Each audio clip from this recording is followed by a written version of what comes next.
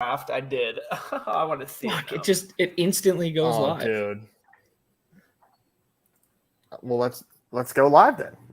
Dude, let's do it live. Okay, let's do it live. I was just gonna say, Okay, I'm just gonna throw the timer thing in there, and then fire out some links here, and maybe one person will watch, and then we'll do a little intro and just jump right in. All right.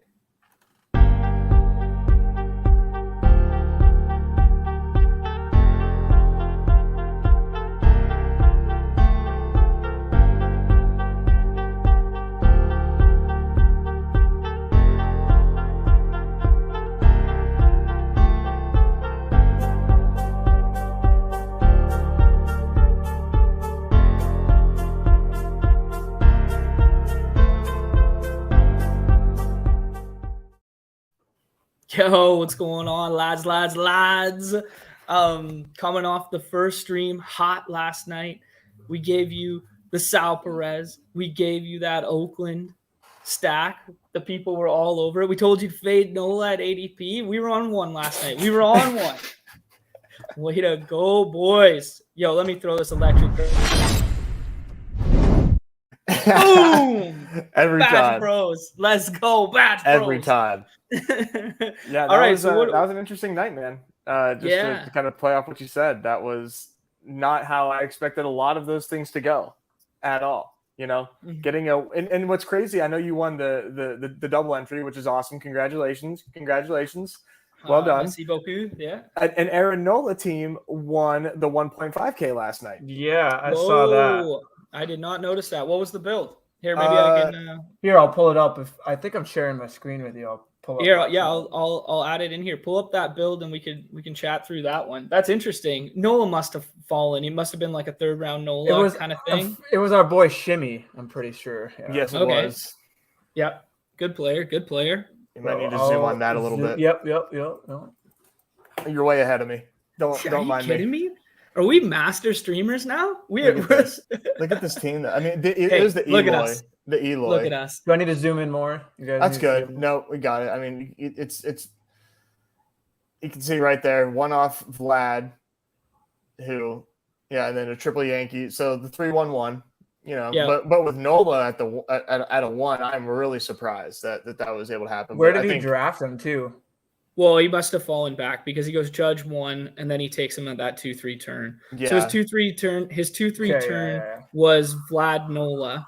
Yeah, and then he was on fire, and then probably took Rizzo or Benintendi or Vlad even. Vlad, Yeah, I mean that's just a good build. I would have not taken Eloy. I was pro Singer, so well done. Likewise. Yeah, but I mean, dude, Singer was nice for a bit there, and then in the 5th inning, he just gives up that 3-run tater on a 0-2 pitch to Eloy. Yeah. So I mean, that's what we were talking about. What Shane was talking about yesterday, like those micro things where it's like, yo, that's baseball, man. It was one pitch, right? Yeah, and I think this applies to you pointed out last night. I think it was Stanton or yesterday. You pointed out Stanton. You were like, well, what's the difference between doing a double stack or doing like a one-off and then that one-off Stanton as your last pick? That's basically what he did with Eloy. If you think about it, what's the difference between going Springer and that? Well, Springer doesn't get there, and Eloy what?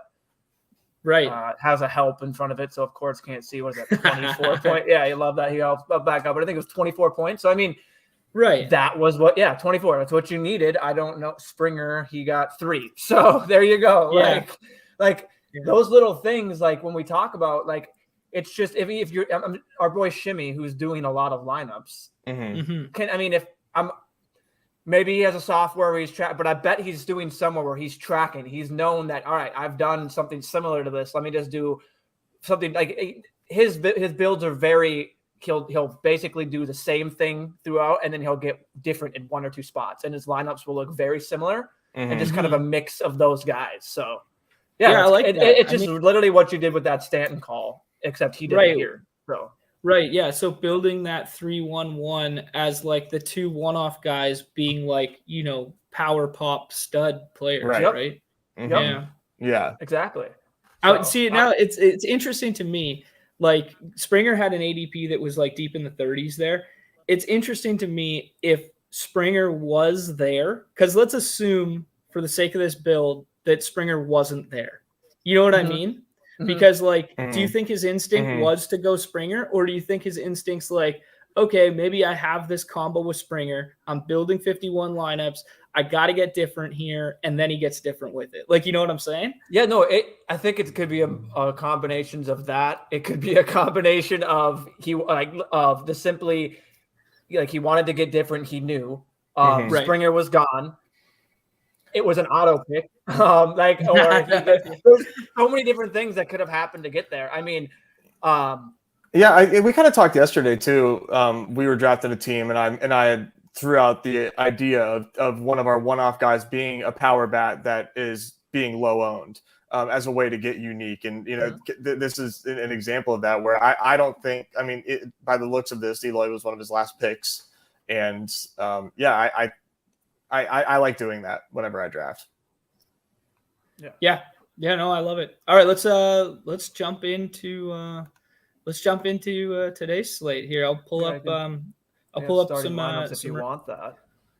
Let's start with the ADP stuff. I got the ADP stuff pulled up, so I'll pull that in. Oh! That was production value. So clean. Oh my god. Oh man, power. We got to start charging for this, dude. With the advice yesterday, I mean, whoo, paying for itself. Yeah. All right. Okay. Now I gotta actually pull up the tab. Let's start with the pitchers again. Okay. So yesterday we talked how it was pretty. There was a lot of disparity in pitcher, and you could kind of get away with waiting and stuff. My inclination, though I haven't drafted yet, you guys have been in the streets so far. I'm kind of doing a vacation day here, but this looks really top heavy to me. You guys agree? 100%. Yes, with a twist of the top heavy, the highest projection guy facing the Dodgers.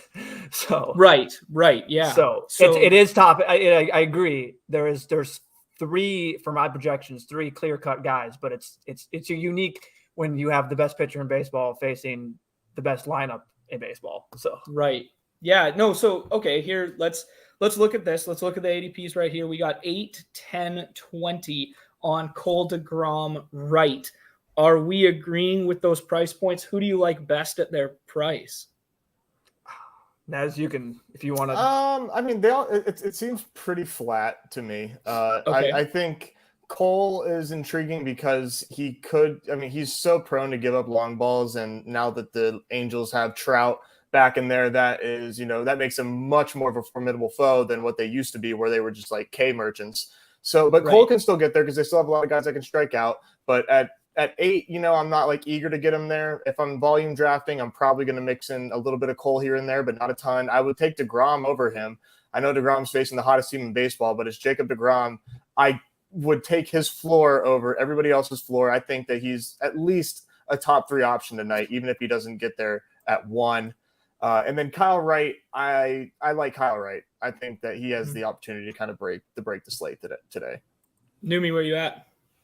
Yeah, I agree. I don't really like, with it still being 9 teams, I don't really, if I'm going to get anywhere, it's going to be DeGrom, which after drafting today, it's been, if you're in a lobby, you'll get people, if you're a no badger, you'll get the people drafting the 3 pitchers right away in the first. I have got DeGrom in the 2-3 turn twice. So that's where I am willing. I do like taking him there.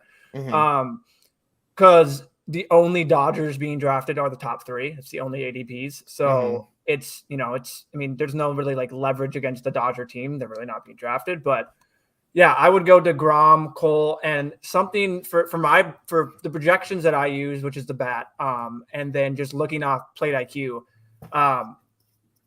Lance Lynn projects higher than Garrett Cole. Interesting. Like Lance Lynn projects, and he has no ADP. And we were talking about this before, just a little bit before stream, right before we fired it up. You said you went Waka, which he's like the 10th. He's like the 10th pitcher. Wouldn't even consider him there. I mean, I would consider so many more above him. And I was like, well, was Lynn on the board? You're like, it's my last pick. I'm like, well, I've got Lynn at in the 6 picks of all my drafts. He's only 2 points behind.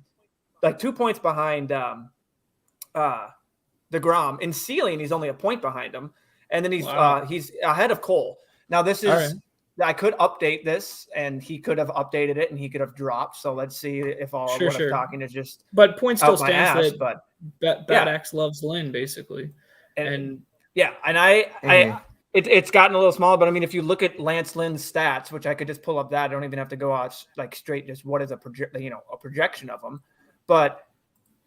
Let's see here. I mean, he's 29, near 30 strike percentage with 3% walk. His batted ball numbers look great not great. Yeah, pretty great. He has some like decent spots, but he's been pretty awesome. So that would be my clear cut.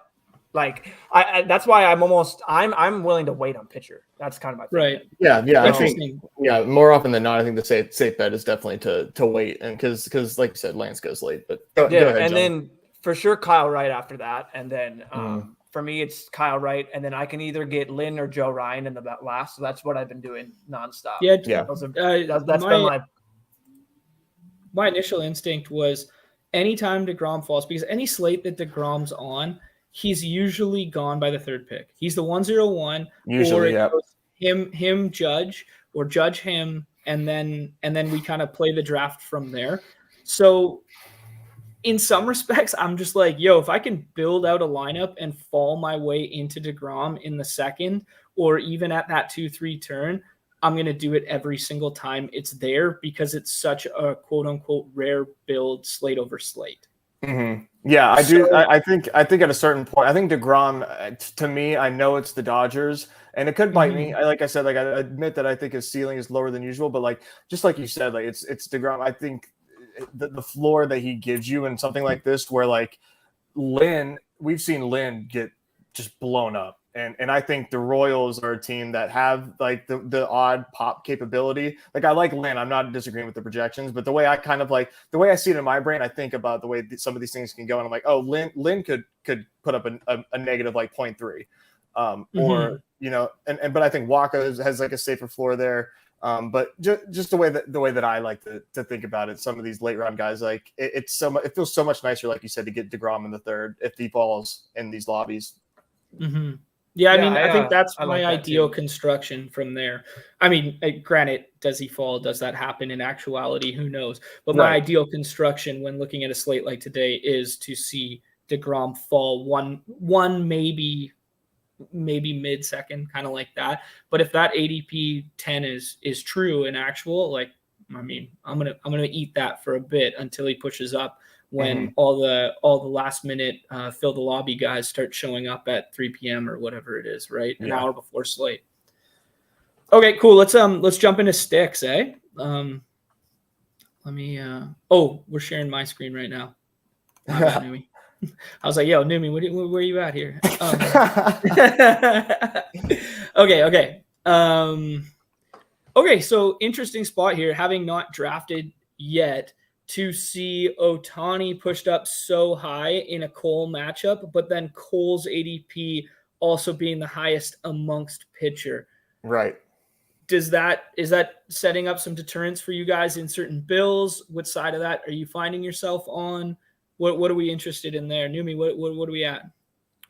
Yeah, there's a lot of discrepancies between what I use and the ADPs right now, and I'm not getting any Ohtani. I've gotten one of my 10 drafts so far, and that was I think it was a fourth, it was the end third, fourth round pick. So I took him one of the third 3-4 turn. It's the only time I took him. It could change. Yes, Garrett Cole has it, but I'm just going off of what I see, and it's the Garrett Cole can easily just shut down Ohtani. He's the second best pitcher on the slate, if not in baseball right now, to DeGrom. Yeah. So it's tough for me to put a high price into Ohtani, especially when I don't know, for me, it's really unique because my highest projection is the Blue Jays. And if you type in Blue Jays, they've moved up, but at one point Vlad was the highest guy at a 33 ADP. Yeah, it was weird. Right. It didn't make any sense. It corrected pretty hard. But they're still in the 20s or now maybe the 19s. So it makes I'm starting to take them in the end of. I don't understand why Ohtani's ADP is this high. Okay. I think it just is when you get the casuals, you'll just get. There's so many people that I can see drafting off of ADP. It would be it would be different if it was just like the olden days when this was just like a projection and like Ohtani's second in the projections, and then like that would be like, oh well, then like people are going to be scared of him. But now that there's ADP involved, like this is actionable information, and that's just like strange. I would love like if they were cheaper, I would love to make that bet. Like, oh yeah, Cole, I find him to be prone to long balls. Like I would do that, but at that price, I would have to be drafting a ton of teams to cycle in a Trout Ohtani team at that price. Good. Yeah, no, I tend to agree with that. Like I'm not going out of my way to build against Cole, right? Mm-hmm. Like, yeah. And you would, you have to make it a priority. Like you have to make it a priority. Exactly. Like that is, and especially you want to get those like it's only those two guys that you're excited to get and you want to get in that lineup. There's no one else that you want to stack. So it's such a difficult yeah, they can beat you. Cole can let that happen. You know what I mean? Like I was at the Twins game when he just got demolished by the Twins. Back to start. Yeah. So like, yes, it can happen, but like, it's just that it's not as likely when it's Cole against that lineup and it's just Trout and Ohtani. Like for sure. Yeah. Yeah. I mean, he gets past those two, and it's like he could K the rest of the 7 batters, and I'd be like, yeah. Makes sense. Yeah, exactly. So yeah, well, it doesn't matter if he gives up, right? Yeah. So okay, so let's if we're kind of fading that range, and Dodgers are always pushed up because Dodgers. Can you guys hear that? Oh yeah. Hold on. There's a float plane taking off in the harbor. Perfect timing. You know, if that's the reason that's going to be loud, you might as well just show it on stream. No, I'm just kidding. Yeah. Get it. That thing's going to go for a rip. Yeah. So we talked about a couple spots we're not down with. Where are we gravitating towards on this slate? Where are we looking at ADP right now that seems reasonable? For me, I think it's going back to the well in Atlanta. I mean, I got burned. I got burned last night pretty bad with that Riley Olsen over and over. I thought Olsen was my 3rd favorite play on the slate, like flat out. He was going number 1, like in all my lobbies. That anywhere just Brett had the number 1 overall pick, he was taking him. He was taking him over Judge last night at 101. Wow! I ended up with a ton of Aaron Judge, and it kind of saved me. I didn't lose as much as I should have because of all the Judge that I luck boxed into. Like that's the thing. If Judge is there and he's not facing like DeGrom or someone, like you don't overthink it. Even if he is, don't overthink it. Just with the season he's having. So don't overthink it. Well, here's one macro level point we can make about that is if you have a player that you deem 101 in your own projections, but has the capability to fall beyond that, don't buy him. Don't buy him at the ceiling just because you project that ceiling, right? Yeah. Like there's a lesson in that it's like, hey, buy the guy who can't fall. You know, like if it's a market. It's a market. Exactly, right? Because if we are building DFS lineups, right, we could just, continually throw Olsen in all of them and just be like, hey, whatever, we got 85% exposure to Olsen in my 150 lineups. Great, cool. In this, we're allowing other people to build more cost-effective lineups by taking Olsen at 101. You know, and I mean, it's easier when it's results oriented and Olsen didn't get home. You can look like a savant if Olsen hits 2 dingers last night and breaks the slate and the guy's got 1, 2, 3, and 4 slot locked up. But still, if you're doing like 10 drafts and you decide, you know what, today's the day I need leverage and no matter what, I'm not taking Aaron Judge, like that's okay. But like volume drafters, I'm just my opinion. Sometimes you have to respect the market. Yeah, no, at volume. Agree with that. Yeah, no, I fully agree with that. Numi, give me some stacks here, or give me some targets later in this ADP that you're liking here. Yeah. The only Seattle Mariner with an ADP, you could check that out right before the stream. I was doing this is Julio. Yeah. So Julio. as the second top stack for me. Anyone that doesn't have an ADP on the Mariners. the entire Atlanta Braves, they're concentrated early. And then you have your typical kind of guys getting forced up for stacks, as you can see. Philly, the only top 4 guys have an ADP, not anyone else. Oakland, no one has an ADP. Going back to the well, eh? Going back to the well. I mean, again, yeah, if we really want to talk about this, we're two gas cans once again on the mound in Caprillion. Is it Caprillion? I don't know. Caprillion. Yeah, it's Caprillion for me. And then is it Annabelle? Yeah, Annabelle's on the mound. So like they project well. I didn't have enough time to go out there and then start getting the stacks I wanted. We were done with the stream last night. So I only had 15 teams and did not get like who I wanted. But when they're up there as 1, 2, 3, 4, the 5th and 7th best stack, and then in terms of their overall points is only 2 and then 3 back of the leader, the Blue Jays. Like it's very concentrated at the top. So like you don't like when it's concentrated at the top, you can mix and match. It's different when you have Coors or that Dodgers that have the 50 projection when everyone else is down there at the 40s. So right, no one for the A's. The Yankees only Judge and Stanton have ADPs. No one else has an ADP. We talked about it last night. They're not that great. They've been struggling a lot. But none of them had ADPs. And then the next stacks that are kind of in the middle. This is hilarious. Nats, no one has an ADP. Chicago White Sox, no one has an ADP. Boston, only Devers. Detroit, no one has an ADP. Kansas City Royals, no one has it, or only Perez has an ADP. Weirdly enough, way down there, the Cubs, 4 guys have a late ADP in the 30s. Okay, so let's jump on 3 of those teams you just talked about. You said Cubs, Braves, and White Sox. Yeah. Are we expecting Robert today? Are we expecting Acuna today? I'm not expecting Robert. Okay, so no Robert. That guy's kind of just off our board, which weakens those White Sox stacks a bit. Are we expecting Acuna? Because Acuna with a 20 ADP, I'll buy that all morning and then swap in later. Yeah, so I've been when I have 3 Brave stacks and I have Acuna in all of them, simply because of what you said at 20. Okay, yeah, and it's like there you go. Does Harris have an ADP right now? He should. Yeah, if you type it in, he should.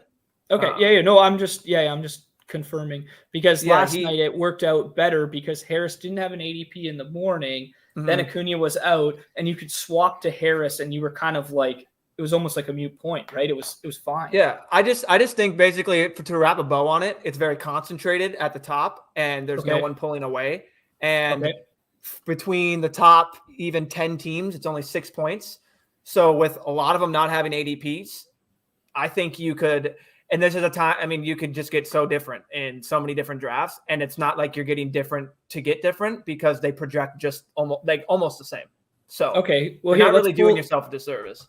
Okay. Let's pull up some lineups here. Do we have a bunch of lineups yet? No, I don't think we really have any. No, nothing yet. No, we got Cleveland, we got Giants, we got they're not on the slate. No. Yeah, so Reds on the slate. So no lineups yet, but we can kind of just gloss over. We don't have to go through team by team. And can you guys see this clear, or is it blurry for you? I am not full screened, so I cannot attest to that. But maybe someone in the chat can say something. I don't know. Maybe if you can drag the corners of that window out a little bit so it covers more of the. I think I can. It should be good there, so we can see that was pretty good. Yeah, we'll just run through this quick, anyways, just so we can. It's hard with no lineups out yet, but we can kind of we can guess, right? Yeah. So like I was saying, these 2 guys. They do not have great pitching like whatsoever. I'll bring this over here to bring this in. You can literally just click right here. And see that these guys are just not great. These are the last 30 days. Doesn't really matter. You want to see the season. They're not great.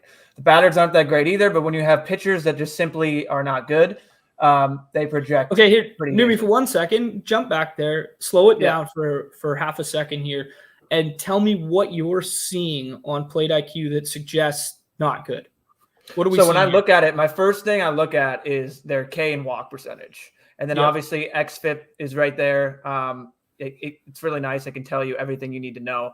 But if you know stats, you can do that. You can just look at it. I also just like to look at some of their batted ball. You can just see, and it's really nice that it shows you red and red and green, like what's good and what's bad. Obviously, red is bad. So it's just when I see this, it's like, yeah, he against lefties. So you can immediately see that he's like, it's against righties. He's just getting hit. So when you look at this, and you can just the he you're referring to right now is Anibal Sanchez. This is Anibal Sanchez, correct? Yeah. Okay. Yep. So basically, like if there's more lefties in the lineup, you can kind of be like, all right, well, he's going to be a little bit better towards lefties. Well, we can go and look up here. 1, 2, 3, 4, and that's the lineup isn't out yet, so they could tailor it towards righties. We don't know. So again, and then you look at this. Like I try and look at this. It's tough when you have a trash can team like the A's, so you really can't put much into it. Like, we know the A's are bad, but it's just showing you that it's confirming the projection basically that how bad he is, and that they can get there. They project as a middle tier stack. And I will say this game is at 8.5 over under, and there's as far as games that are not tied with them but ranked over them. That are actually on the slate. Cubs and Blue Jays is a 1 run higher for an over-under at 9.5. Seattle and Detroit are the same. Royals and White Sox are the same. And then Phillies and Diamondbacks are 9.5. So this is projected to be one of the highest scoring games on the slate. And they're not going to get drafted. Perfect point. Bring that into Vegas totals. Yep. This speaks greatly to Numi's point earlier, where there's a whole bunch of teams that you can stack with flat ownership right now, because we can get to, there's no outlier game. There's no Coors. There's no, hey, we got to get Dodgers. We got to get like those teams that we're looking to target right now. I mean, at the top end of the spectrum, Blue Jays. I believe there's no weather. Blue Jays everything's beautiful everywhere. Yeah. So that's another thing too. Any quality hitting conditions? Anything like it's all the biggest thing I saw on Weather Edge was like a plus 5.5%, which isn't that much, and there was a couple of them with that. Cleveland has wins out to right. Detroit has nothing. It looks like it's just a swirl, and then the Mets have wins out to right. Yeah, and then so does San Francisco, but they always do. And that neutralizes their negative park effects. I'm pretty sure it does. Right? As Kevin likes to remind us that this is a park that it's meant to minimalize. He does that all the time. So I'm just like, okay, well that's good. The absolute goat. So now it's even. Yeah. Perfect. That guy's got the most difficult and the easiest job in the world. I love you know what I mean? Like he's like some days it's just like perfect, and then the other days like he just gets shit on when things don't go his way. This could get canceled, it could play through, and it could be ideal hitting. Yeah. And then people I build 30 lineups around his recommendation that this game is playable at like 11 a.m. and then all of a sudden at 4 p.m. it's like, oh yeah, we got to postpone here, and like everyone on the internet just piles on the guy. It's so unfortunate. It just shows you how we're just still, there's so many fish in the DFS community that think that they know, like when they're piling on a guy with that there's going to be when they're like, dude, you said it was for sure going to happen. It's just like, he's a weatherman. Like he's the same as any other weatherman. He's just doing it for sports and trying to help out. Exactly. He's reading what's on a screen, what you could do too. Let's hop down here. I think we've beat Oakland to death the last like 3 days. Yep. Like let's pick a couple spots here, a couple one-offs and whatever. Like this Blue Jays Cubs game, I don't expect Contreras, so that obviously weakens this lineup. I don't think we're getting to either of the pitchers in Farrell and White. Nope. No. I'm getting, like, I'm heavy. That's my highest exposed. Right now it's the Blue Jays. And I'm going to add some Cubs today. If I draft enough, I'm definitely going to add some Cubs today. They don't get drafted, and they have a lot of names that can blow up. That's a good that's a good point. That Hap Suzuki, Reyes middle of the Nico Horner's been so hot. Like, I think their top 4 is being drafted. Actually, that's what I have written down. Yeah, so they actually are being drafted. Okay. But this ADP data is sketch to me. And when they're that low, I personally am not I'm not too worried about that. Like I still think that I still want something. Yeah, no, I'm just informing that they have been on the ADP. So at least they are being clicked at the moment. Yep. Yo, speaking of the ADP, last night just drafting on my phone as we were driving up here kind of deal. And middle of the Sunday night, like the late or not Sunday night, the late night contest or whatever, all of it just updated and it flipped the whole drafts on its head. So I did maybe 8 drafts in the car, and then all of a sudden the ADP data just updated in the middle. And I'm talking Manny Machado went from ADP 16 to ADP 3, and it shifted the whole boards. And now all of a sudden I could get combos that didn't previously exist because people were drafting off the ADP data. It was very interesting. So I'm really keen on finding out how frequently that data is updated and when it is, because it's going to affect my personal draft windows. Because I got no Trout plus Ohtani because it's a 3-game late night slate. And they were four-man drafts. I got no Trout plus Ohtani, and then all of a sudden the ADP data flips, and I get Trout plus Ohtani in 4 straight drafts from the back end. And it's whoa, yeah, this is what I meant when we were talking about a little bit yesterday, how ADP influences the draft so heavily that I was keen to not have it there. And anyways, because projection models wouldn't update that frequently and then affect the outcome of drafts, but ADP greatly does. So it makes me weary in terms of pockets of time in which to draft. So on a day like today where I know I can only get down 10 drafts in one isolated window, I'm weary of the combos I can build based on how ADP is going to shift later in the day. You get what I'm saying? Yeah. Yeah. Anyways, that makes sense. Which is something we weren't dealing with previously. Correct. So, exactly. It's funny because it just adds we're kind of, for anyone watching that's maybe new, we're almost balancing a new game on top of the old game that we were just playing because of what they just, the ADP they implemented. So 100%. We never had that. You had Ohtani. I don't know if you touched it. Ohtani with a 0 projection. He's never getting touched, but Ohtani with a 0. I'm interested to see, one, if he does have a 0 projection when he pitches next. When he pitches, two, if all of a sudden you start seeing him up in the ADP because people are smart enough to take him. Right. Yeah. No, it's a fair point. Something I want to watch on for sure. Yeah. Okay. We touched on Seattle there for a little bit. 2 lefties on the mound. Alexander stretched out. Is this the same situation as yesterday? Oh yeah, he stretched out. Yeah. 3, 5, 6, 7, stretched 5. out enough for me to want to stack against him. Exactly, right? Yeah, and Seattle's one of those teams where just so righty heavy at the top, assuming Winker's out.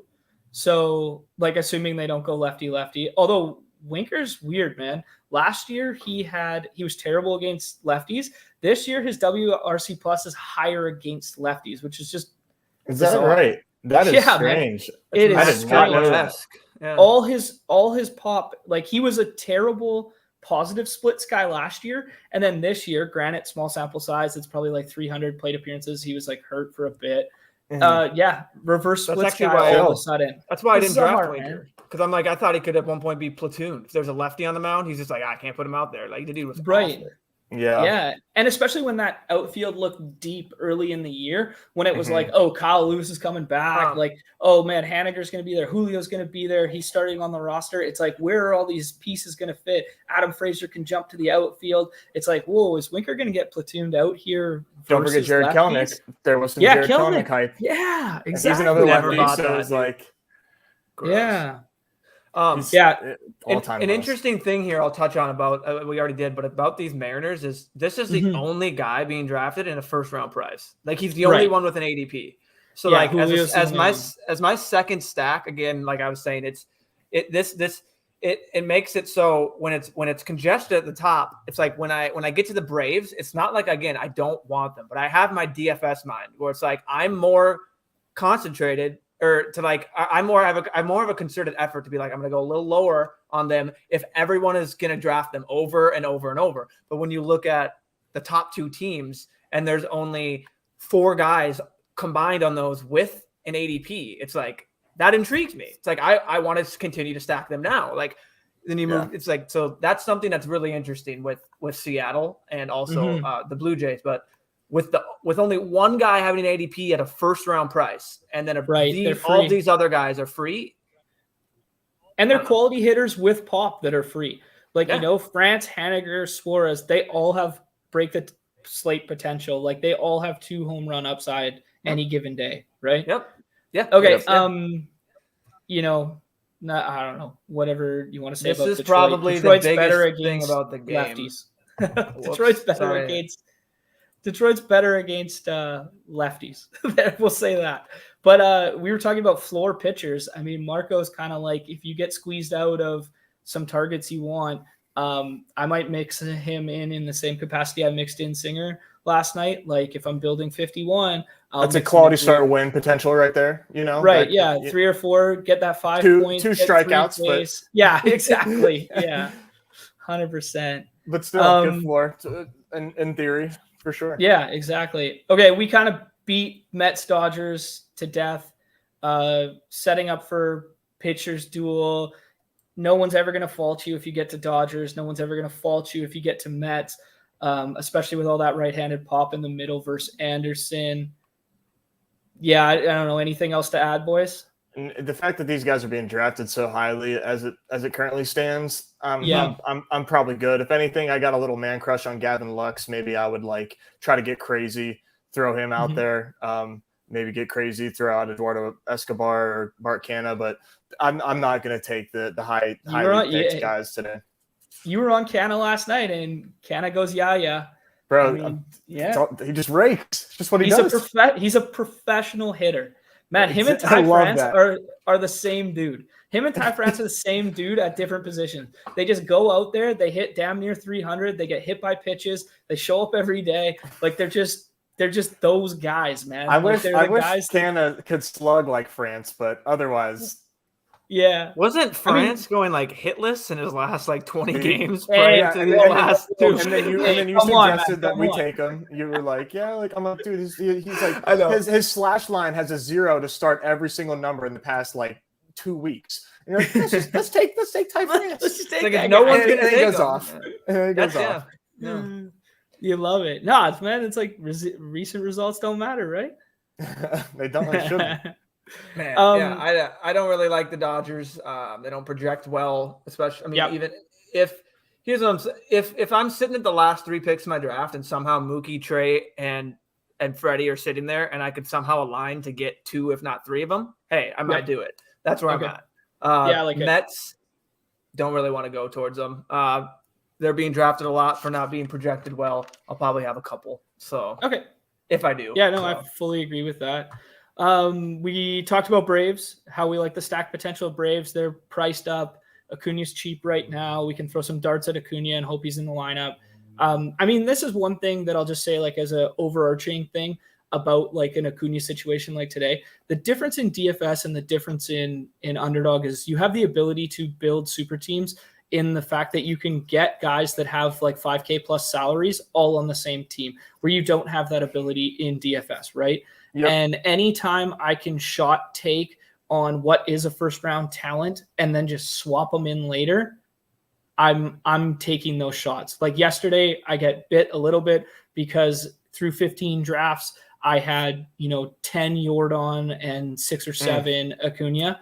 You know what I mean?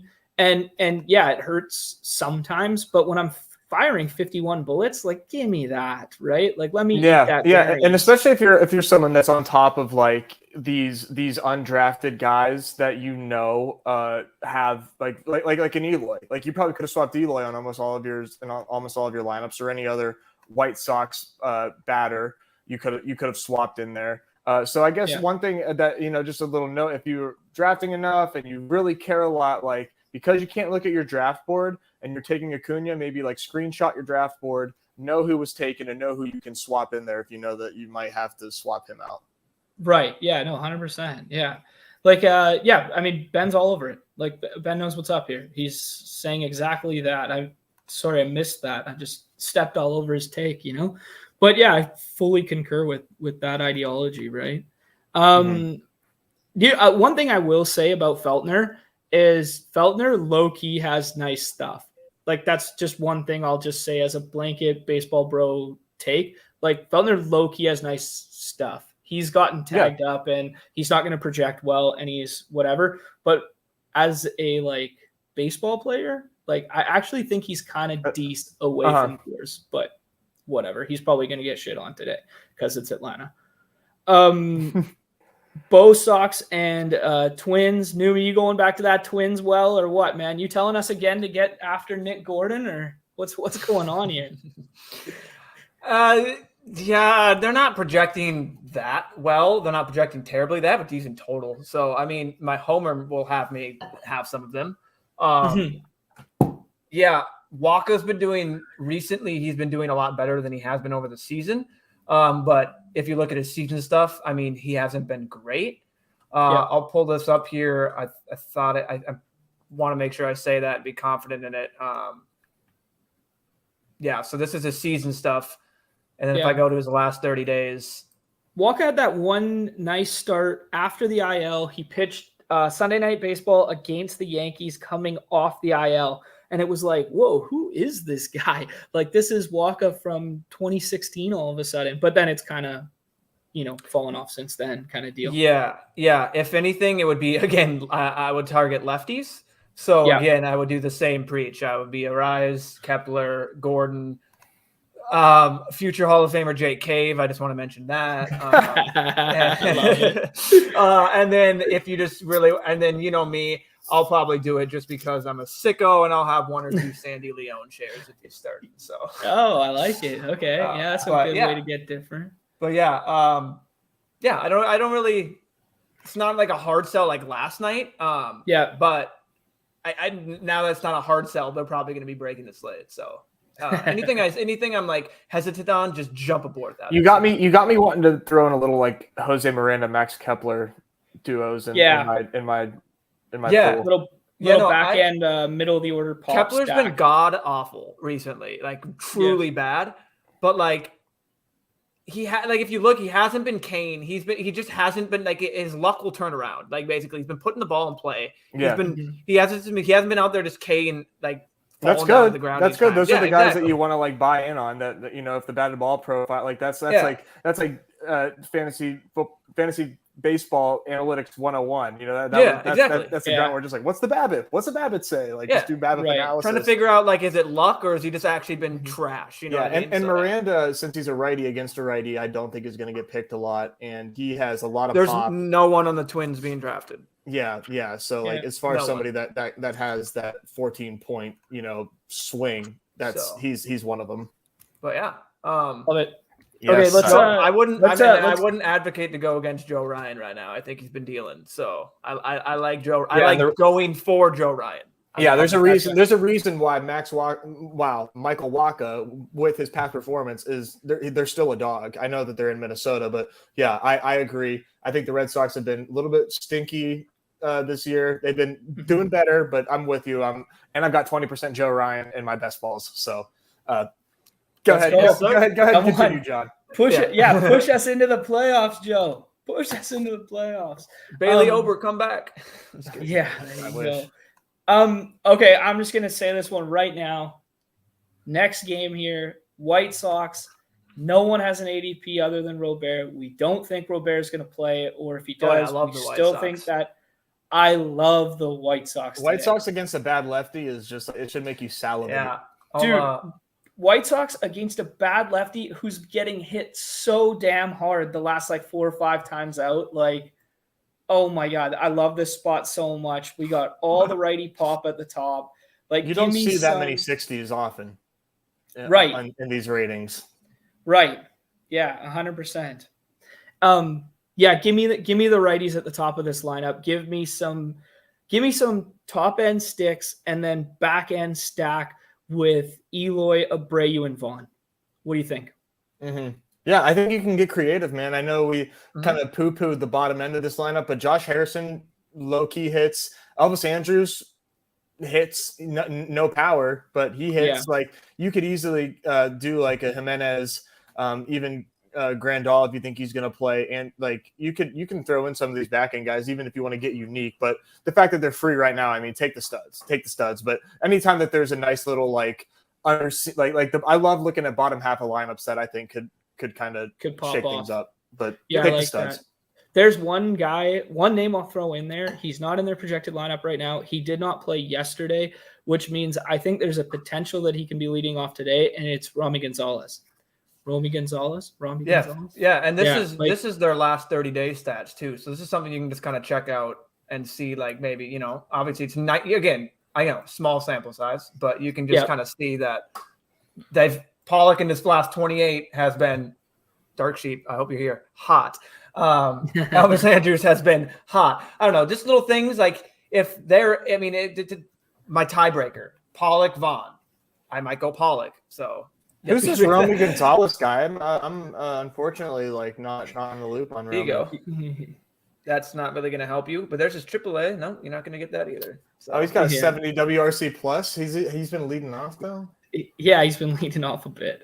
I don't know. You probably don't put in jail. That is ridiculous, dude. Honestly, this is not a lead off.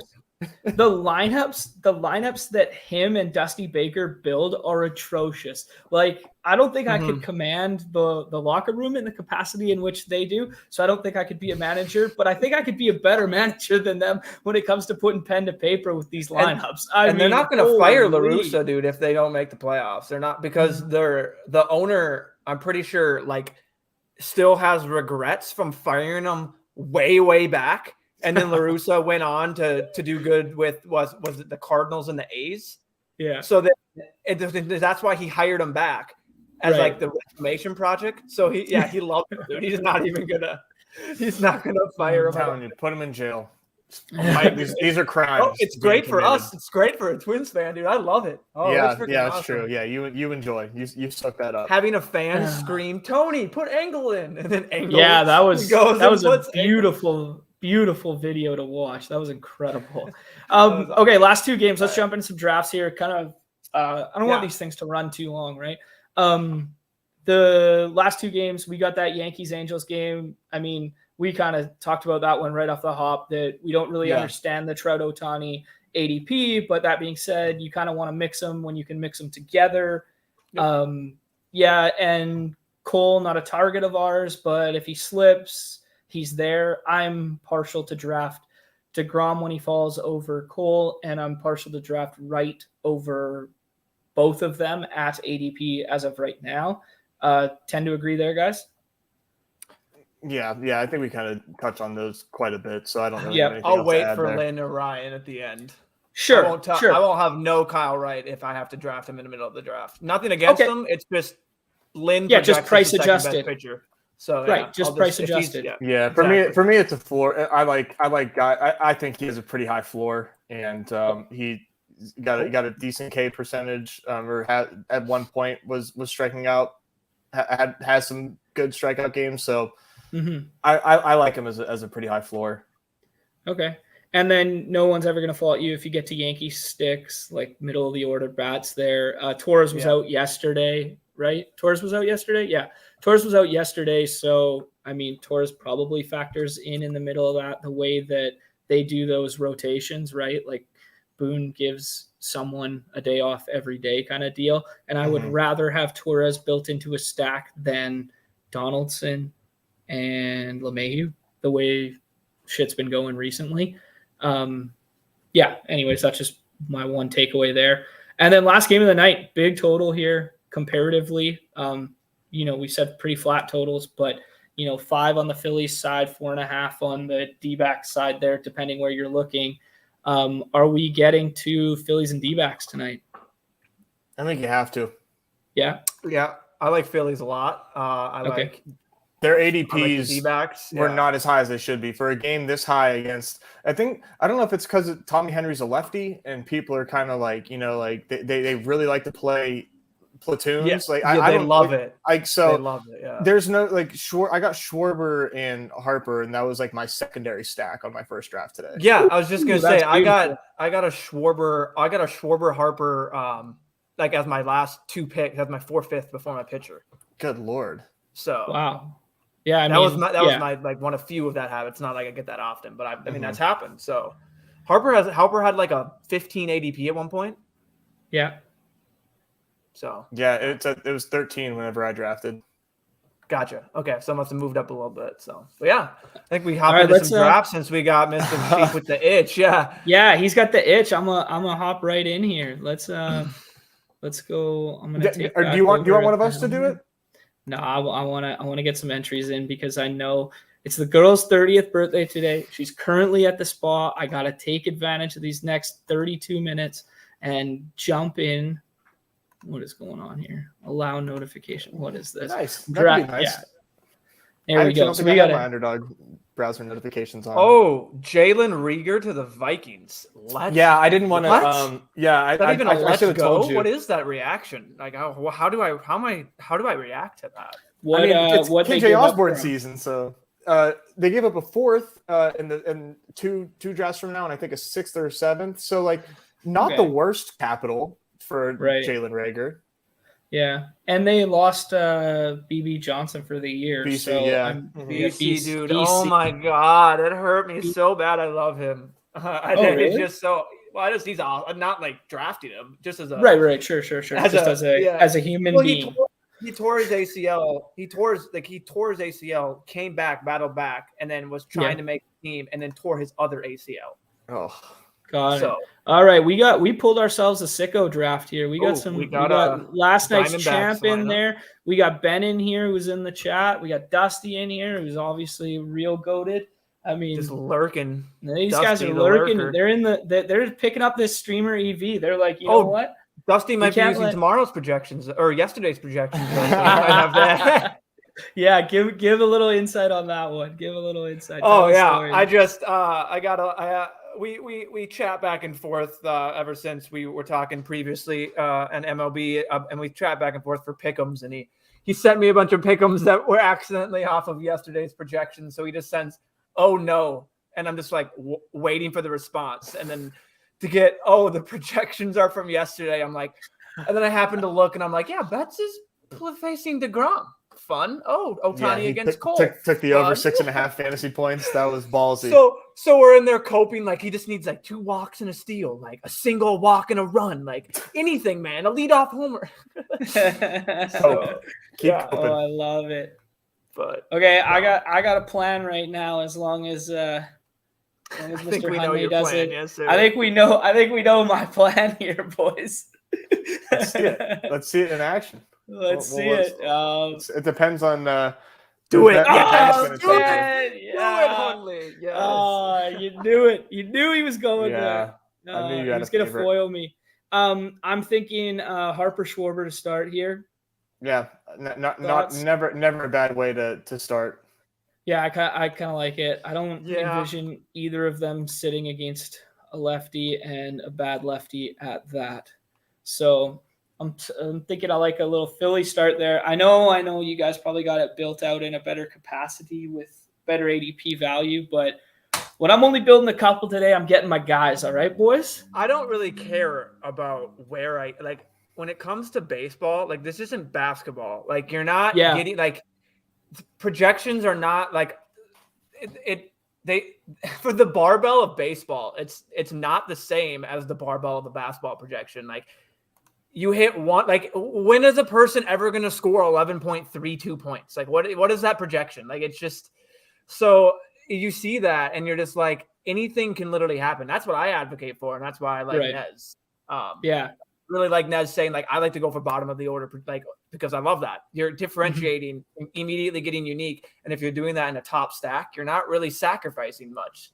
Right. Yeah. And the way that you get bottom of the order sticks in baseball is different than getting like bench players in basketball or rotational 6-man in basketball, right? Like at the beginning, we're always taking high end starters and you're taking the highest projected dudes. Whereas here, like, anyone can get home and those lineup spots have direct correlation as well, right? Like the only thing you're losing out on is projected ABs, and ABs have a direct correlation with fantasy points scored, blah, blah, blah. But if you're in a high scoring, high run total game where that lineup's turning over multiple times.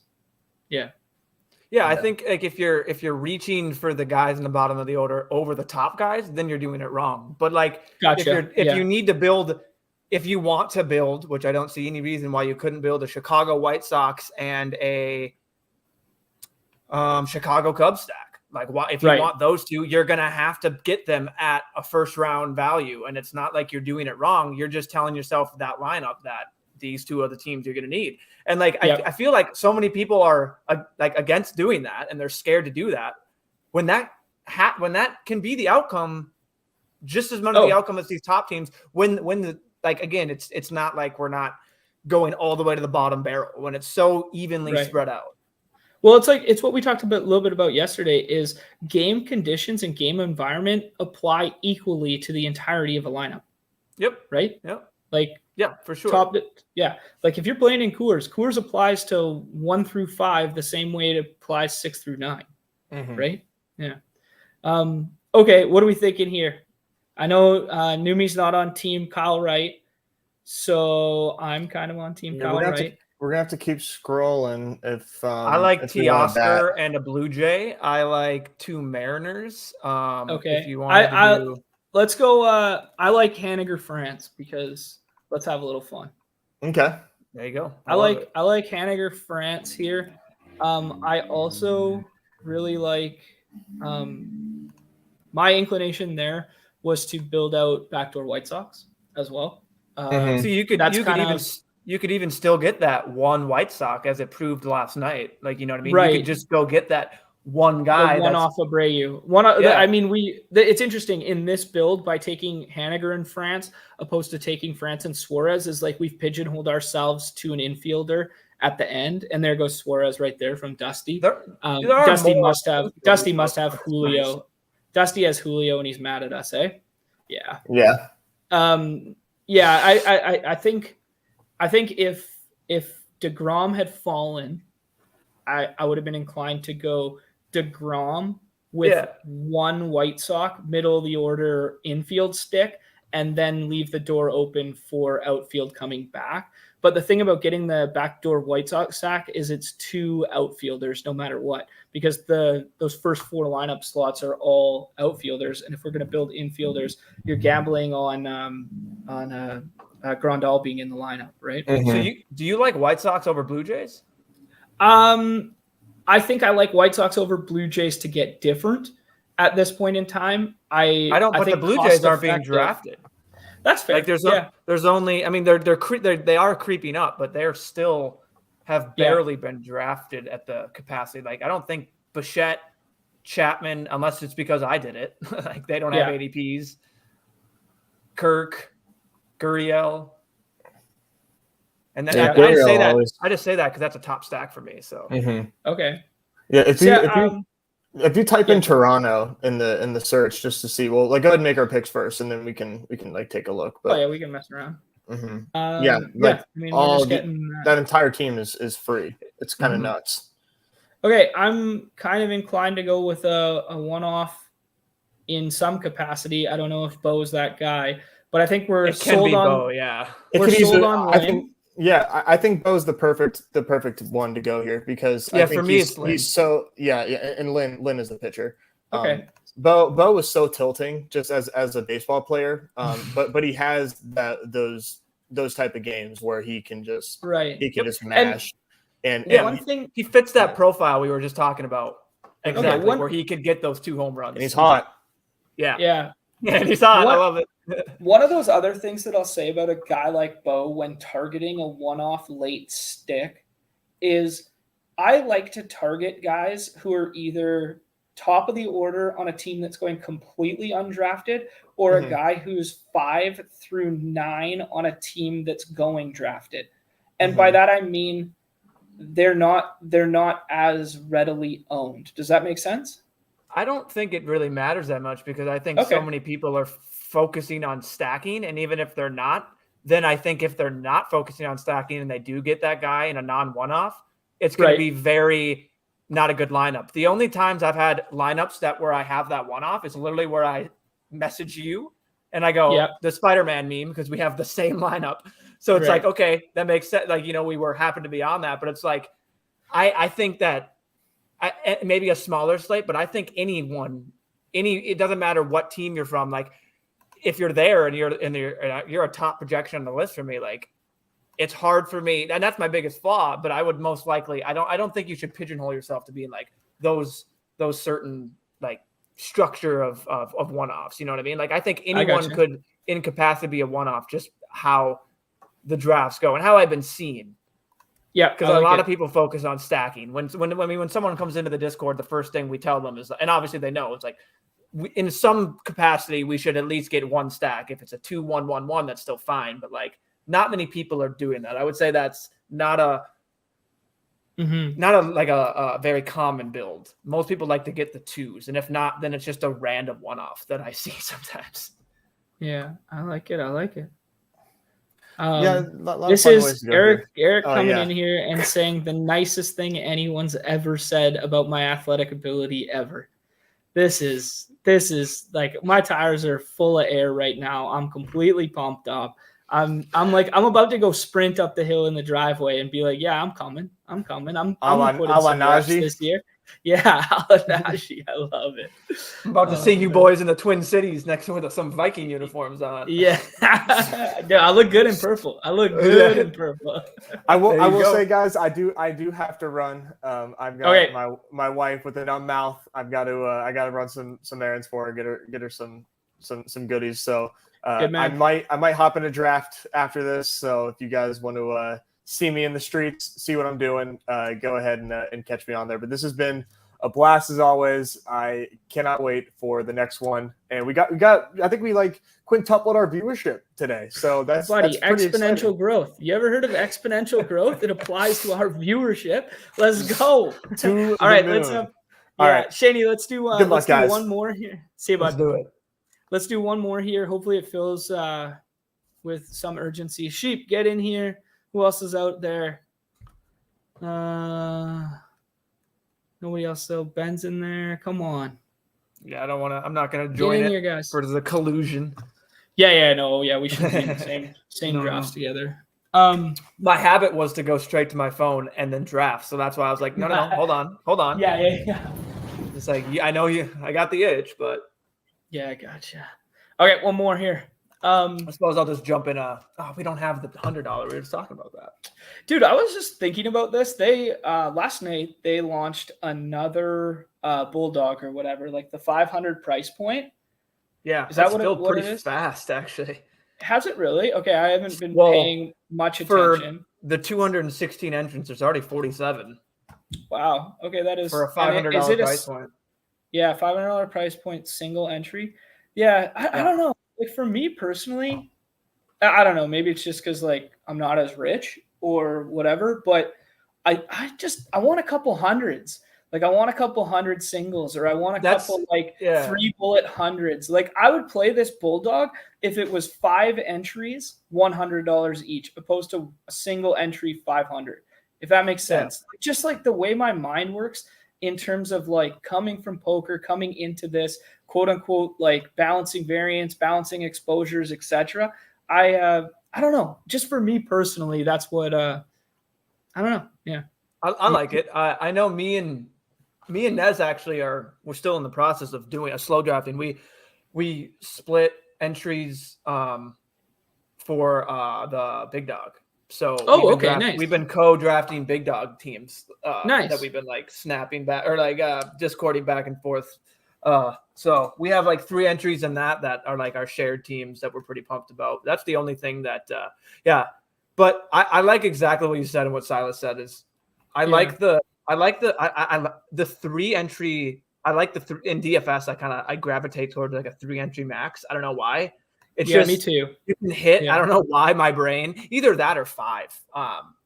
It's 20 entries still for me. I can build them out. They're not going to be as great, but I can set 3 or 5, focus on 3 or 5 way better. And I do like single entry, but I'm not the richest, regardless of what Silas said for my account. That's simply just some winning on here. So, but it's just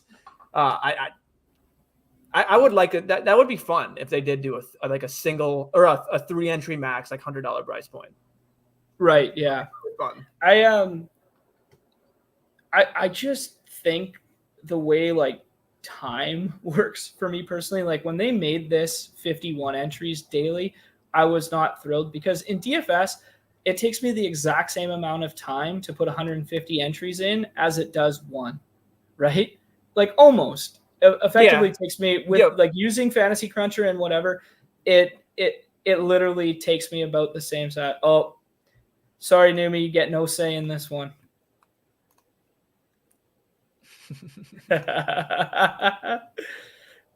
I mean, I'm not against it. They're fair enough. Ben let me have it this time, so I'm jumping all over it. But we could be in on what we want to build out next, kind of deal, or if we want to somehow, if they let the old cheeky Acuna fall to us.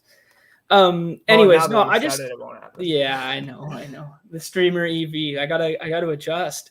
No, I just like the way my mind works is that there is a direct ROI in terms of like the time I spend drafting these. And that's why I was a huge proponent of the single entry 100 and the double entry $25 for baseball is I would play those every single day, no matter what. Right. But as soon as the $5 is like the only one I'm exposed to, the days that I can't put like 20 plus entries in, and that they're not on like quote like stream or whatever, I don't really feel like playing. You know what I mean? Just because the combos required to get home, I won't have exposure to. Yeah, I will say could be small sample, but 3 of my wins have been on my lowest entries ever. Interesting. I did 11 entries. Maybe on the 33, I won, and then on the 55 one, I only put in. I think it was like a little bit. I think it was 14. I couldn't get the 15th one in. So like I haven't. It's crazy that when I do more entries, I actually do worse. When I do less entries, I actually do better. That's just been the way that I've done it. I get like the combo thing. It's just I don't know. Here we're on the clock here. This is a spot that stands out to me as backdoor Blue Jays with outfield. Yeah, I like it. Yeah. Like Teoscar, and then do you want Bo, Kirk? We missed the pitcher run. What do you like here to go with Teoscar? I think Teoscar's the slam dunk. So we take him. I would go Chapman or Bo, one of the two, whatever one you want. So Chapman, because we took Bo as most fun. I mean, you would think they're going to probably be. I mean, there are Chapman, Bo, and Teoscar are all very close in the order, but it's interesting. It's nice. Just from a build perspective, it's interesting when you go this route and you build 3 infielders like this. Like I'm kind of a proponent of 2 and 2. So if I was drafting on my own right there, I think I would take Gurriel and then leave myself the exposure potential of Chapman and Bo, regardless of what projections say or regardless of who we like more, and just treat it as if, I'm building out a backdoor 3-man Blue Jays, so it doesn't matter what order I get those. And then one of the infielders, because now if someone with Vlad takes Gurriel, we've kind of like screwed ourselves into, okay, we're going to take a one-off outfielder or we're going to take Eddie Rosario, basically, is what we've kind of pigeonholed our own build to be. I don't know, just how my mind works. Thoughts on that? Yeah. I mean, we could have done was Harris already gone? I'm pretty sure. Or yeah.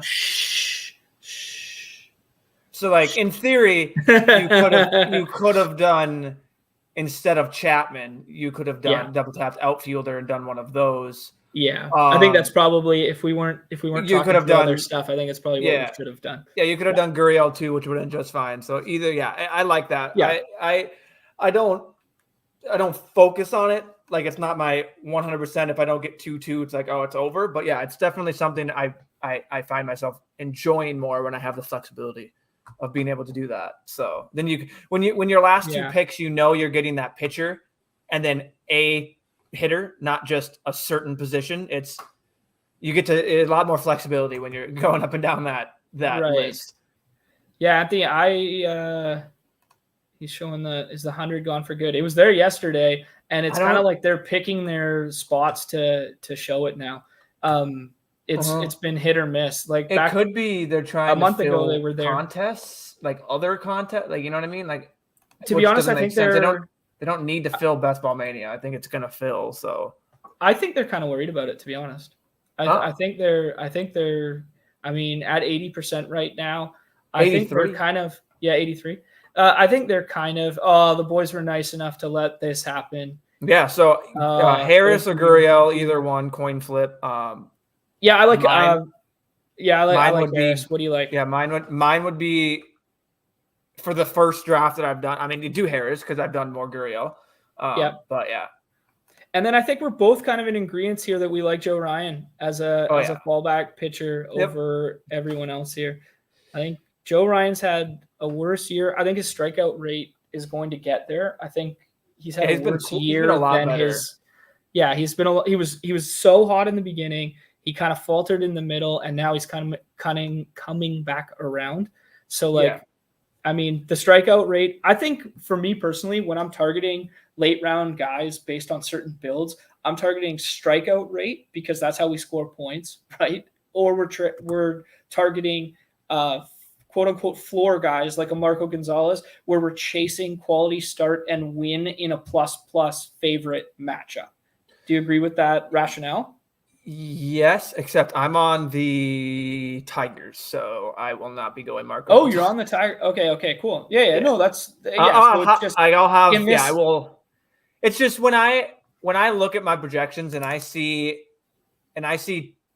three guys potentially that are ahead of people that Waka and Gonzalez that you just mentioned. It's like, then I know that there's an edge. It's like, I'm just sticking to projection. Like, I don't care what I think about these pitchers. Like, this model is smarter than anything I can be. So I'm going to, that's what I say. I didn't think they were that scared of it, but so like, I'm going to take my Lins and my Ryans. After that, Anibal Sanchez and Patrick Sandoval are ahead of them for me, just because Detroit is in that middling group that could easily bump right up into that. Like, there's so many teams with a 36, 37 projection for me that it's just like, I like when they're not being drafted. I'm going to try and get a little overweight on them. I got you. Yeah, 100%. You got time for one more, Numi, or what do you think? Yeah, let's do it. Okay. Why not here? I still got to write a birthday card before she gets back. Got to think of something nice to say. Buddy, you might want to check the Atlanta Braves lineup. Oh, what happened? We got Acuna or no? Acuna. We should have drafted Acuna. Yeah, nice. I mean, well, there. That's exactly what I can't remember who said it in the chat. Apologies, but I think it was Hunley, I think it was Ben that was talking about like, there we go. I mean, we're just eat that value all morning, and this is partly why. Going back to my point, where it's like when I can't get 51 down and I can't stagger my drafts, I feel less inclined to draft in these $5 contests, because had I been drafting all morning on a normal day while I was just sitting at the computer playing poker or whatever, I'd probably have 10, 11 Acuñas in the 18th round. Now that doesn't mean as like 18th pick and onward. Then that doesn't mean you're going to win the slate. That doesn't mean whatever. Yep, but that's what I'll point out. Yeah, you bought a little bit of EV there. If you're saying you got a round one guy in round 4, I mean, you're buying a little bit of EV there on those entries. And now I'm kind of I don't have that. I still think if it's a bigger slate and you did get them, I still think people can easily get to, if you were to build out the lineup and per se put it on an optimizer, like I say, and put a percentage of ownership and points, you could get lineups that are very similar in that total projected thing. You just won't get the combinations, like you're saying, of the current top tier guys with now a better top tier guy. Just judge all day for me. So it's not. I just don't think there's any debate at 101 anymore. Like earlier in the season, it's kind of like, oh man, the guy's so hot. Is he going to fall off? Blah, blah, blah. Now I don't even think there's a debate. Oh, here we go. BRDMC3, fellow Spike Week Discorder. And he's been doing well in these contests recently. And you see right away in this given build, he's on Seattle. And we know he was trying to build out a Seattle one earlier this morning. So Yeah. In agreement that we like the Seattle spot. Yeah, that's just because literally, like, if he uses the bat, I'm fairly certain, and he's just third. When you look at it, it's Judge, Vlad, Julio, and when you see, and there goes Vlad. So it's just like, if Vlad's going to be in the first round at some point, I mean, it made no sense for him to be back there. Like, you could just be I was drafting him at the 5 and 6. Like, it's just, I'm gonna get Vlad. I'm not gonna. I couldn't pull off taking someone early and then Vlad coming back to me. Everyone was taking him early, so it's I'm gonna have to get him too. Like, I tried so hard to get anyone early plus Vlad, and I could not do it. So. Yeah, no, I like that. Yeah, I think you're 100% right with that one. It's hard to go against the Bad X, man. It's hard to go against. It's not. I should just say it's any projection that whatever projection you use, if you trust it, which you should, because that's the point. If you at any point are seeing yourself second guessing it, then you shouldn't put money towards it, because that makes no sense. I pay for it because I believe that it's the best and that it's smarter than me. So, like, I'll look at some plate IQ and I'll do that to, like, kind of how do I say, like, just see what I'm seeing and be like, yep, agree with what I'm seeing. Yep, that makes sense. And just because it's fun for me to look at stats, but, like, I just don't like to be like, I think I'm smarter. I don't like to do like this and like that. It's like I can't produce a model anything close to this, so I'm gonna go with that. So if you have a model the same thing, do that. There you yeah. So for me, it's Olsen there. Yeah, I was just about to say, I'm thinking this is a gift. So I have a unique Olsen thing that we could do here. Okay, what are you thinking? So you could do Olsen, and now you could tap Springer. Interesting, and kind of look for a backdoor 3-man Toronto kind of deal, or do a 2-2-1 Atlanta Toronto. Right. Yeah, my inclination here usually, or I think in this particular one, my inclination would have been take Dansby and then hope for the Rizzo Stanton on the back end of the Judge. Yeah, see, I think you can get Dansby or someone that can project close to him. Not really. I mean, technically Michael Harris. Now Willem. I'm not going to say anything. I'm not going to say anything, actually. Okay, yeah. You save it for a second here, and then when that player goes, or if that player doesn't Can you show me the draft board? Sure. Yeah, that's one thing. Oh, never mind. All right, well, Dusty, you can just leave. Sir, didn't know that didn't know we were doing this already, but no, it makes sense. That's what I was. No, yeah. Oh, you didn't see that he took Acuna yet? No, I was too busy focused on that. But no, it's all. Yeah. I mean, what I like to think about here is, like, so with the Dodgers, you get Betts. There's no one on the Dodgers that's an outfield. Betts is a tier of his own, not only in outfield, like of a player, but on his team and in that position. Yeah. There's so many. Like, I'm fine if I get Betts and I don't get a Trey and Freddie. If you get Betts, Turner, Justin Turner, Muncy, Lux, like, you have so many options that are great, like, not great, but like decent enough. Same thing with the Blue Jays. You have, if you don't get Vlad, you can still get Bichette. You can still get Chapman. You can still get Gurriel. You can still get Kirk. So, like, when you do that Springer, that's how I kind of like to do that, almost like it's because, and you can kind of do that with your own teams.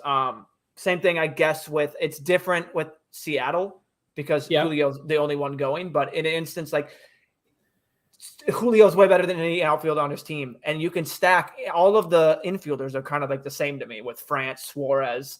Those are really the only ones that I could, I mean, Santana, if you want to throw him in there, I guess Raleigh. But yeah, like, I like that. I like getting that outfielder, and then you have so many different backdoor options. I like it. Yeah, no, I like it for sure. In this room, Trout Ohtani is going to be available at the 4-5 turn, and we can't pull on it. Yeah. I mean, the first time ever that we didn't do two infielders first, where we could have. Right. I'm not heartbroken by it, though. No. I think Betts Freeman is kind of fun here, and then you end up with this, like, a little. I would, but I would just think. Because I would rather do Kyle Wright. Okay. So let's say Kyle Wright. I like Kyle Wright. I do like Kyle Wright. Yeah. And then let's go. Honestly, with I think you Chapman. can do. Yeah, I think you can do Chapman. I think you can do. Trying to think of another Brave, or because we have that, we can do another. I mean, you could do. Is Swanson there if you wanted to do that? If he didn't get taken, Swanson's gone. I'm like 95% sure. Yeah. William, Travis. Like so you have so many options that you could different do that. Whatever one you want, really. Or we could take Teoscar. Oh, Teoscar's still there. Yeah, that makes actually more sense to me. That makes way more sense. Yeah. To be honest, it's kind of hard to do like on a laptop and like without my setup and whatever. But I like. Perfect. Yeah, I think Teoscar was the right move there for sure. And now this kind of opens the door where, in theory, both these guys will still be there on the way back, and so will Rizzo. Oh, did Rizzo already go? I thought maybe Rizzo. No, Rizzo's because Rizzo doesn't have an ADP. So it kind of opens up like one way to get unique with a backdoor infield stack. And if we were paying more attention, we'd see that, infield's spoken for here. Only need one more here, maybe one more here, maybe one more. I mean, we're probably going to get our guy. So who do you like just in a vacuum better today between Contreras, Chapman, Rizzo,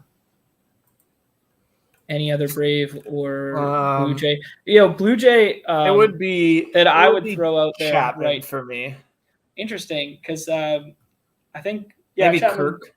I was about to say Kirk. I think Kirk's the name that I want here because Kirk's out yesterday, which most likely means he's in today. Like he never sits 2 in a row, and they always do those rotational days. And Kirk always hits 3 or 4. He basically exclusively has been 3 or 4 all year long, and then you kind of get that lineup spot correlation where Teoscar's going to hit 5, Springer hits 1, and like how do you connect those two? Well, it's not with Chapman. You connect those two with Kirk. Does that make sense? Mm-hmm. Yeah, I like it. I think that's where my mind leads right now. And after we said all that, Kirk's not even going to be there. But no. That would be a he's rip. He's building out Seattle and Ben for the bit. Ben for the bit is going to jump all over Kirk right here. Oh, there we go. He built out a backdoor. We appreciate that a backdoor Met stack. Actually, I think that makes his team a lot better too, especially with DeGrom. What are your thoughts on pitcher correlation with like the hitting? Do you think it matters? Like, does it sway your opinion in any regard? Like, if we built a White Sox stack, would you be more inclined to take Lynn, or would you be more inclined to? My mind always thinks that way. I'll say that. Right. I don't know if that's like, would I be? Yeah, I don't know if there's any correlation. I mean, there's probably some small correlation. Like, if the guys are going to hit home runs, then that gives the guy the chance to get the win, but he also has to pitch well. So it's like, I don't know. A lot of, So, it helps. It's a small correlation that helps him get the lead, hopefully, if he can keep it. So, that's how my mind thinks. But all right, man. I love it. We built three teams this afternoon. I love it. I'm feeling each of them. We got a little bit of that Seattle stack. We got that Lynn that we like today. We got on that Atlanta that I was a big proponent of. And then we got 2 backdoor Torontos that are correlated. Like in theory, Chapman hits 6 or 7 and Teoscar hits 5. So I like pairing those two even more so than I like pairing Teoscar with Springer, even though individually they project better. So I just like what we built out there. And then a little Atlanta and then a 3-man Toronto.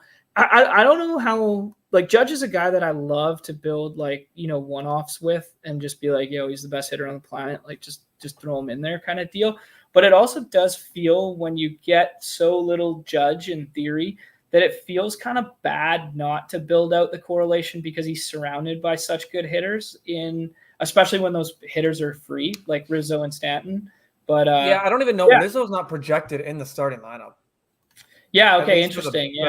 So that's just something to keep an eye on. It's interesting because he wasn't in there yesterday either, and it's a lefty. So lefty. I don't know. So I don't know what they're. He could easily be in there. It's Rizzo. It's not like that's not like they're. But I don't know. It's not like they're gonna see a lefty and bench Rizzo. So beautiful. All right, yo, this is back-to-back days. We went longer than intended.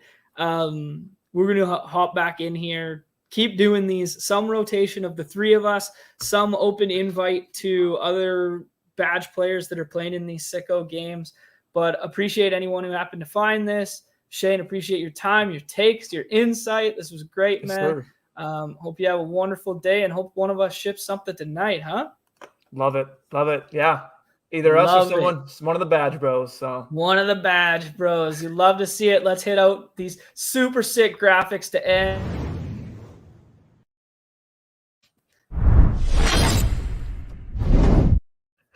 All three of them. God. Hit them again. They're electric, man. Woo! Love it. All right. Love it. All right. Peace, everyone. Later, bud.